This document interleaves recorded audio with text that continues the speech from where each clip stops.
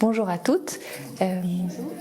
Est-ce que vous pouvez, s'il vous plaît, vous présenter pour les auditeurs et les auditrices qui vont vous écouter? Moi, je m'appelle Marie. Je suis française d'origine camerounaise. Ça fait peut-être 24 ans que je suis en France et je suis divorcée. Je vis toute seule chez moi.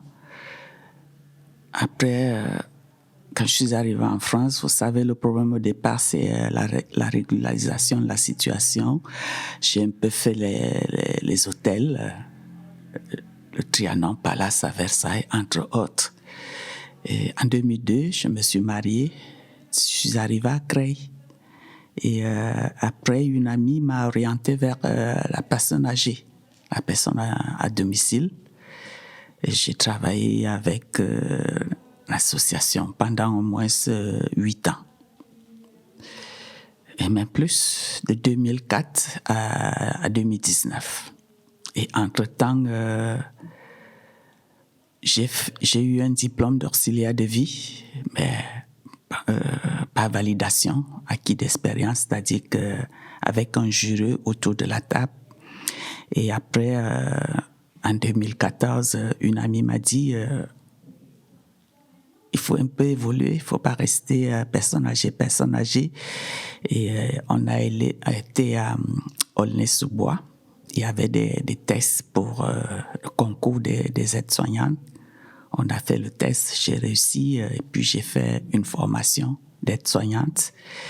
Et après la formation, j'ai été engagée à l'hôpital européen à Aubervilliers comme aide-soignante. Et là, je suis en longue maladie parce que j'ai eu un souci avec ma jambe droite. J'ai eu une ostéotomie fémorale depuis 2020. Et là, je suis toujours à la maison. Bonjour, je suis Céline d'origine turque, je vis en France.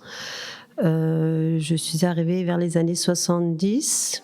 Donc la France d'hier et la France d'aujourd'hui, je l'ai vécu dans les deux sens, c'est-à-dire il y a énormément de différences. Quand je suis arrivée,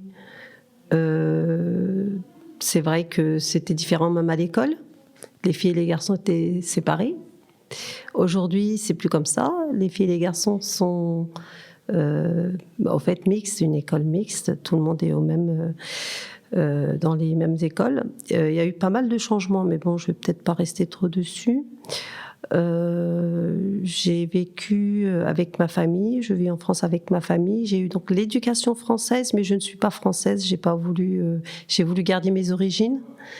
Est-ce que je le regrette? Non, pas vraiment, mais bon, par rapport aux droits, oui, peut-être que j'aurais pu profiter de mes droits, mais bon, c'est pas grave, c'est pas le plus important. J'ai vécu des choses bien avec ma famille en France. J'ai fait beaucoup de découvertes par rapport à mon pays, parce que j'ai vécu quand même 6 ans dans mon pays. Beaucoup de différences, oui. Pourquoi? Parce que c'est vrai que par rapport aux religions aussi, déjà, là-bas, il y a l'appel à la prière, ici, non. Donc, c'est vrai que j'ai vécu des choses très différentes. Qu'est-ce que je pourrais dire d'intéressant? En tant que femme, la femme, nous, c'est vrai que quand on est venu en France, c'était la femme libre. Par rapport à la Turquie, entre parenthèses, la femme moins libre. Mais au fait, on s'est rendu compte que c'est pareil. La femme est partout pareille. Qu'est-ce que je pourrais dire en dehors de ça? J'ai des enfants, les erreurs qu'on faisait avant, on essaye de moins les faire maintenant par rapport à nos enfants, par rapport à ce qu'on a vécu avec nos parents. On essaye de changer et d'évoluer un peu. Qu'est-ce que je pourrais ajouter? Est-ce que je regrette tout ce que j'ai vécu en Turquie? Non, pas du tout. Est-ce que je les recherche? Oui. Il y a beaucoup de choses que je recherche en Turquie qui n'existent plus malheureusement parce que la Turquie change aussi. Comme c'est un pays laïque, comme la France, il y a énormément de choses qui ont changé, même aujourd'hui. Et les choses me manquent énormément, ce que j'ai vécu avant, dans mon enfance. Et est-ce que je regrette les changements d'aujourd'hui? Pas tous. Certains. Est-ce que par rapport au fait d'être femme? Non, pas vraiment. La famille, oui. Par rapport à la famille. Parce que avant, on vivait avec notre famille, c'est-à-dire nos parents. Aujourd'hui, les parents sont mis un peu à l'extérieur de la maison.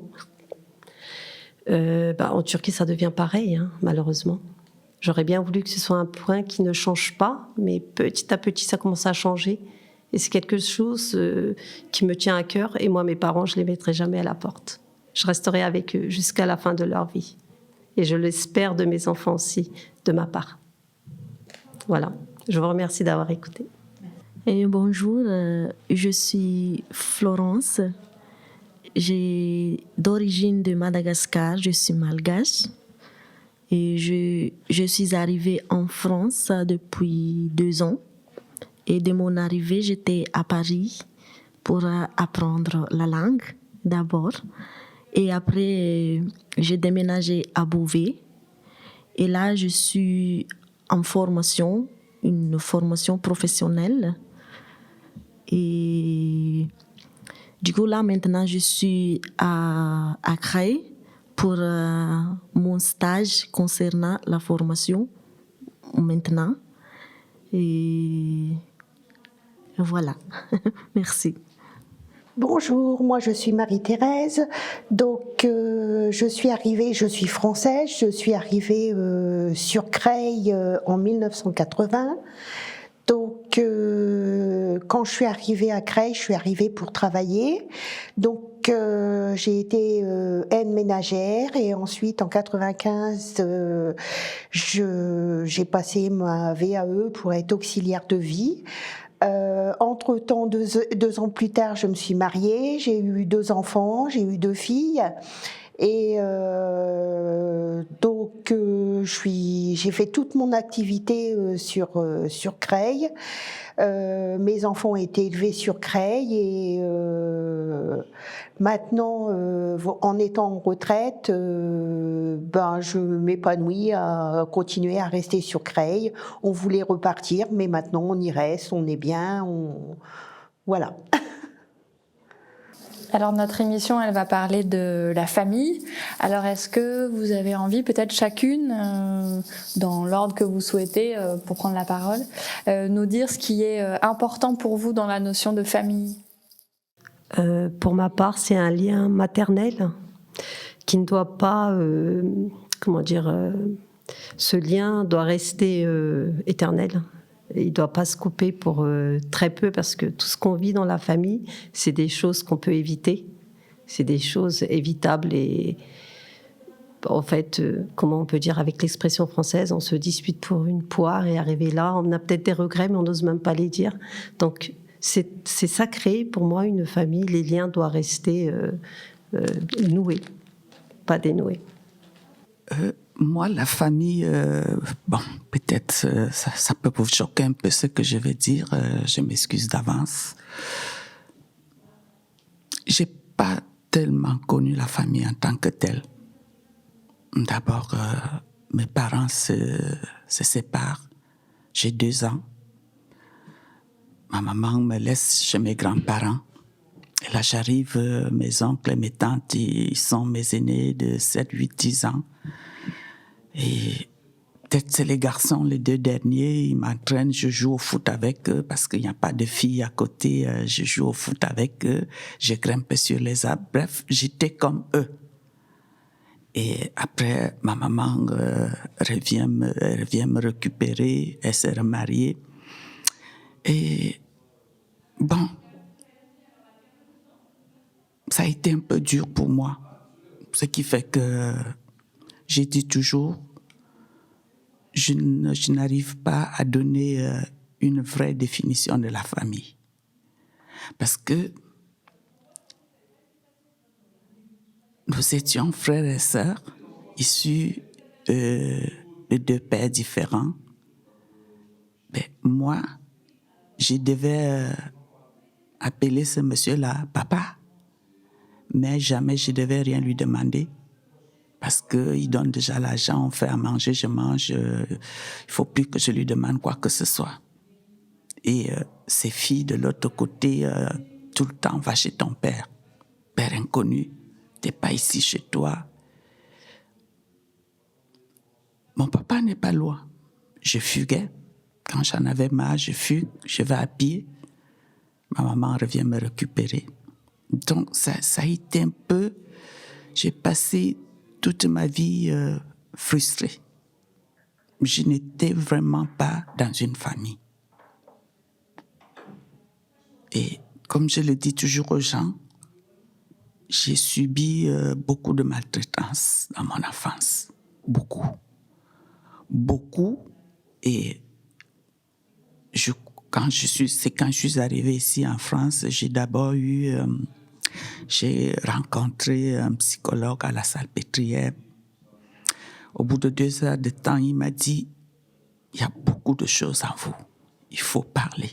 Il faut les sortir. Il faut les sortir. Si vous continuez à les garder avec vous, vous serez mal pendant tout le reste de votre vie. Parlez, sortez-les et tout et tout. Et quand j'ai commencé à travailler avec des personnes âgées, un jour, une petite mamie m'a dit, on parlait, me dit, vous savez, ma pauvre enfant, le mot merde est juste dans le dictionnaire français. À un moment, on est amené à dire merde en donnant du poing sur la table. Et ça m'a vraiment donné du courage où j'ai dit à ma famille, merde, j'en ai marre de vous parce que on est parti du pays, on se retrouve ici. Nous sommes ici en Europe 7. 5 sur le territoire français, 2 en Allemagne. Mais pour mes frères et sœurs, ils ont fait de bonnes études. Il y a une qui est professeure de lycée, j'enseigne les classes de terminale, à l'autre je suis flic, à l'autre. Donc, aide-soignante, pour eux, c'est même pas un métier. Et chaque fois que je vais à côté de mes sœurs, c'est pour parler. Ah, j'ai vu un sac que j'ai acheté la semaine dernière, où il faut que je change.